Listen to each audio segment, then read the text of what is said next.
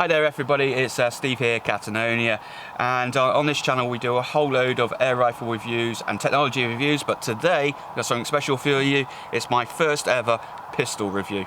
Now this pistol was brought for me by my lovely wife Abby, who sat behind the camera back in May. I'll leave a link up here somewhere, I think it's that side it goes, and on there you'll see me when I unboxed this for my birthday.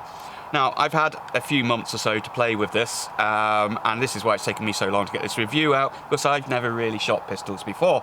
So I thought, right, now's the time to do it. So what have we got here? Well, quite simply, this is the Sig Sauer P226. It's made by Sig.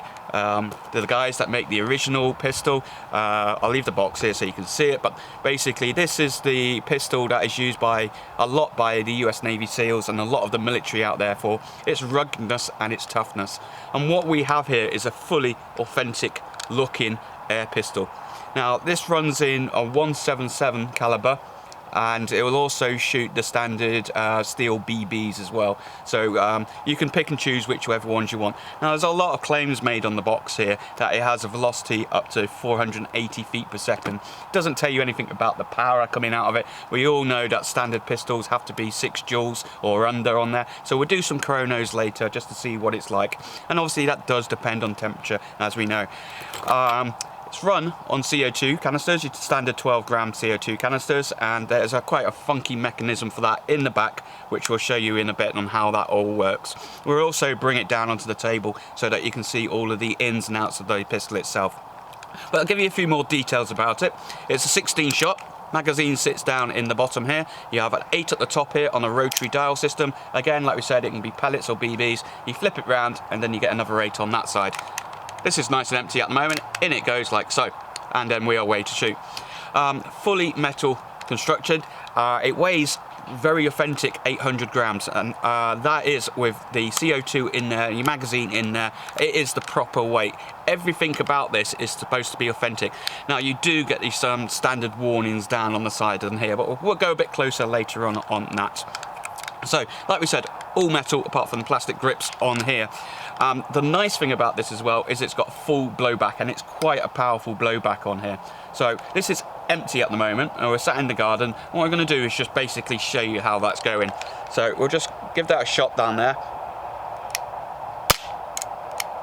And there we see.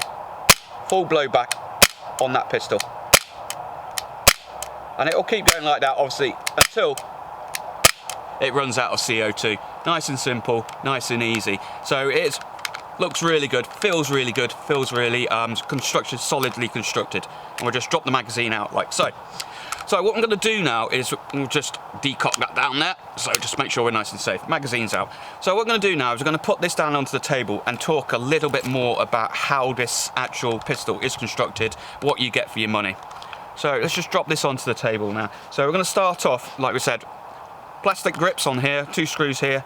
I'm sure you can change these grips out. You could probably change them out for authentic ones from the real Sigs. I'm pretty sure you can. Now, we'll work our way around it all. We have the magazine here. If we just take a look at this magazine, it's printed on the front to tell you which way to put the pellets in. So basically, your pellets slide in, you rotate them, you rotate it round and you slide your pellets in there, and you do the same on the other side. And there's 8 shots in each one. So what in total you got here is 16 shots on the pistol. The magazine, this is empty, then just slides in the bottom like so, slides in, and then we're in there. We do have a magazine release button here that if I press it, it'll pop out, and then you can take your magazine out. So that's just on one side, the magazine release button there. If we move along, up the top here, we have a safety catch on here. Now, when you've got a red bit showing, then obviously it's set to fire. Bring it down, it's in the safe position. Now, I'm probably going to get the terminology wrong here, but I sort of call this a three-stage trigger on here. And why do I call it that? Well, basically, there's 3 ways that you can actually fire this pistol. And we are safe from here, magazine's out, and we've got nothing up the chamber on this one. But basically, you can pull all the way down on the trigger, and you see the hammer at the back will come back, and then it'll cock it all, and then it'll fire it. And then you can keep doing like so, and then it'll fire. The other way that you can do it is, we'll just decock that. The other way that you can do it is by manually pulling down on the hammer, and this way then the trigger will go all the way through to the second stage quite happily, and then it will fire.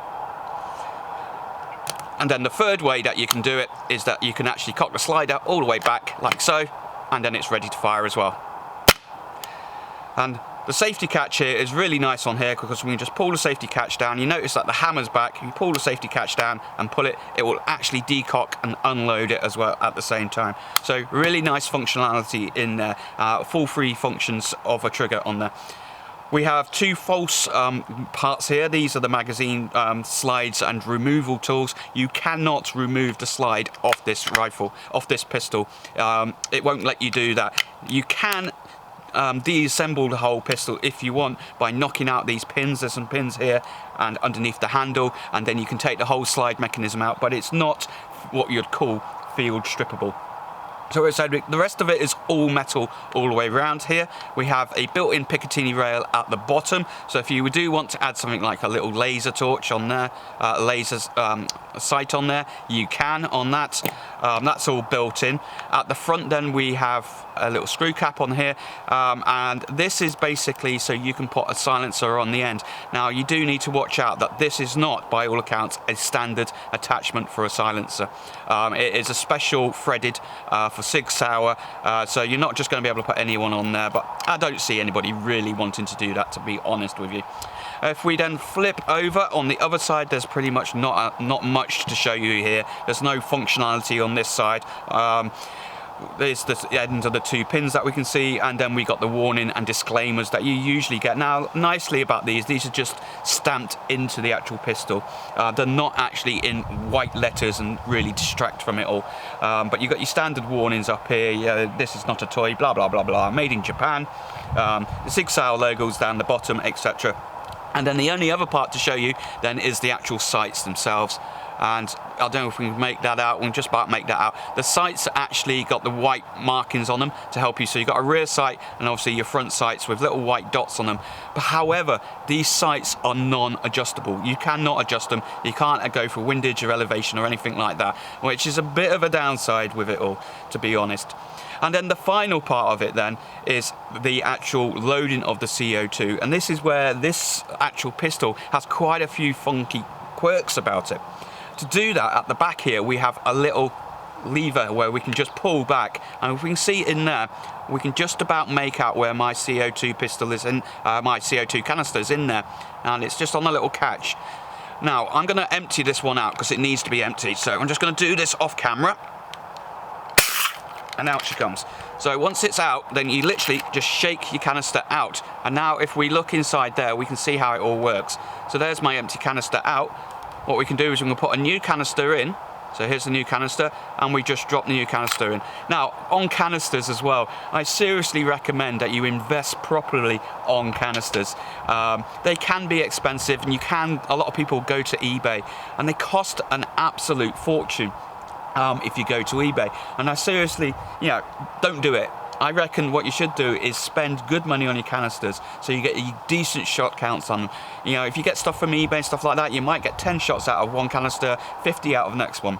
Do what I do. Go to somewhere like RM Ramsbottom on Amazon. I'll leave a link down below. I think this lot is like 50 in there, something like 23, 24 pounds. I'll leave a link down below. 50p a canister, because trust me, this pistol does use them a lot. But anyway, like we said, all we do is we just take our canister and we drop it in. There's none of that screw in where you have to screw in at the bottom of the pistol grip. You don't do that. Literally, all you do is you just take your actual grip itself and then you just force it closed like so, and that automatically sets the pressure up, pierces the canister, and then basically we make sure we got no magazine in again, and then we should be away, ready to go. Brand new canister. So we'll just decock this down now by the safety mechanism on the safety catch on here. I do like that. It just literally just push it down, decocks itself nicely. So that's just taking you through the actual pistol itself. Like I said, you can add a few accessories on there. You got your sights, but unfortunately the sights are non-adjustable. So what I'm going to do now is we're going to set this up. I'm not a very good pistol shot at all. I'm not at all. So we're going to give it a go. We'll set it up and we'll see what sort of groupings we can do, how well it works out. Your standard at 10 meters at a paper target, and see how we get on. Alright guys, so we're going to do a bit of chronoing here and with the pistol and see how we get on now. The weather's not great. Obviously temperature affects your CO2. Now with your CO2, which I forgot to mention, is make sure you use a little bit of sealant oil on the top, just one little dab on it, just run it with your finger like so. That helps give you a better seal and also protects your seals inside your pistol as well. So with the Sig, as before, slot it in, squeeze it closed, no magazine in, couple of shots just to give it, there we go. We're good to go now. So we're out at 10 meters, we've got the cameras all set up. Let's give this a go and see how we get on.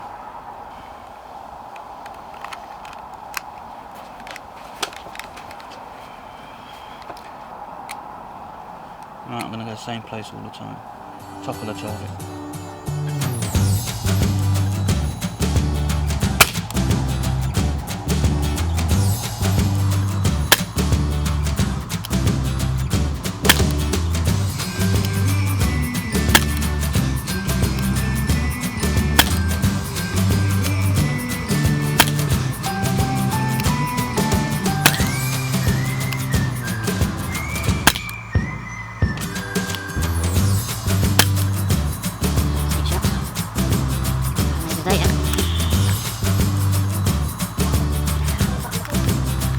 Yeah, we're down all over the place.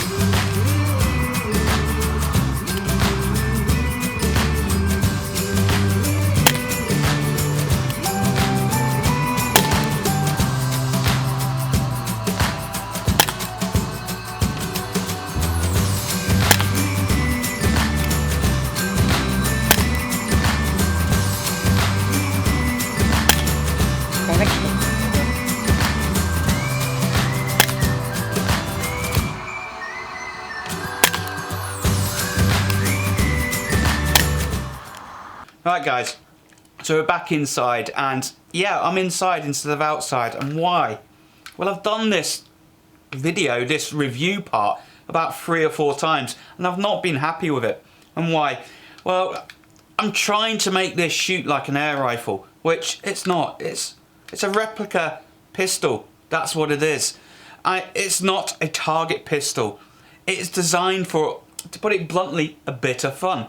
It is great for plinking at 8 to 10 meters against tin cans, but anything other than that, no, you're gonna get disappointed with this, quite simply. And as you could tell on the video, I had some serious problems with this.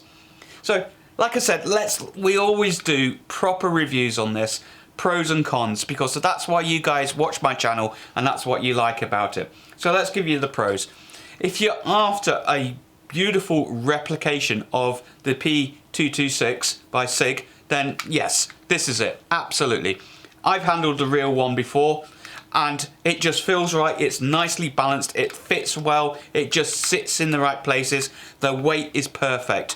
Fully metal constructed across, apart from the grip, which is plastic.